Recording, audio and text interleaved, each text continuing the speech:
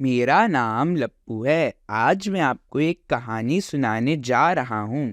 ये कहानी विष्णु जी के छठे अवतार परशुराम अवतार की है। प्राचीन काल की बात है। पृथ्वी पर हैय वंशीय क्षत्रिय राजाओं का अत्याचार बढ़ गया था। चारों ओर हाहाकार मचा हुआ था। गौ, ब्राह्मण और साधु असुरक्षित हो गए थे। ऐसे समय में भगवान स्वयं परशुराम के रूप में जमदग्नि ऋषि की पत्नी रेणुका के गर्भ से अवतारित हुए। उन दिनों हैय वंश का राजा सहस्त्रबाहु अर्जुन था। वह बहुत ही अत्याचारी और क्रूर शासक था। एक बार वह जमदग्नि ऋषि के आश्रम पर आया। उसने आश्रम के पेड़ पौधों को उजाड़ दिया। जाते समय ऋषि की गाय भी लेकर चला गया। जब परशुराम जी को उसकी दुष्टता का समाचार मिला, तब उन्होंने सहस्त्रबाहु अर्जुन को मार डाला। सहस्त्रबाहु मर जाने पर उसके 10,000 लड़के डरकर भाग गए। सहस्त्रबाहु अर्जुन के जो लड़के परशुराम जी से हारकर भाग गए थे, उन्हें अपने पिता की वध की याद निरंतर बनी रहती थी। कहीं एक क्षण के लिए भी उन्हें चैन नहीं मिलता था। एक दिन की बात है। परशुराम जी अपने भाइयों के साथ आश्रम के बाहर गए हुए थे। अनुकूल अवसर पाकर सहस्त्रबाहु के लड़के वहां आ पहुंचे।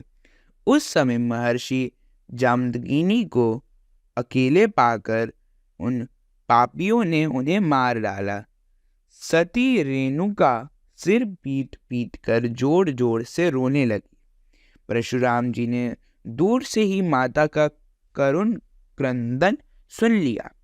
वे बड़ी शीघ्रता से आश्रम पर आए।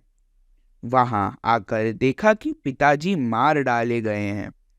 उस समय परशुराम जी को बहुत दुख हुआ। वे क्रोध और शोक के वेग से अत्यंत मोहित हो गए। उन्होंने पिता का शरीर तो भाइयों को सौंप दिया और स्वयं हाथ में फरसा उठाकर क्षत्रियों का संहार कर डालने का निश्चय किया। भगवान ने देखा कि वर्तमान क्षत्रिय अत्याचारी हो गए हैं, इसलिए उन्होंने अपने पिता के वध को निमित्त बना कर 21 बार पृथ्वी को क्षत्रियहीन कर दिया। भगवान ने इस प्रकार भृगुकुल में अवतार ग्रहण करके पृथ्वी का भार बने राजाओं का बहुत बार वध किया। तत्पश्चात भगवान परशुराम ने अपने पिता को जीवित कर दिया। जीवित होकर वे सप्त ऋषियों के मंडल में 7वें ऋषि हो गए। अंत में भगवान यज्ञ में सारी पृथ्वी दान कर महेंद्र पर्वत पर चले गए। महेंद्र पर्वत पर विराजमान भगवान परशुराम जी को हम सब नमस्कार करते हैं। आज की कहानी में बस इतना ही। मिलता हूँ आपसे विष्णु जी के 7वें अवतार की कहानी में। तब तक के लिए धन्यवाद।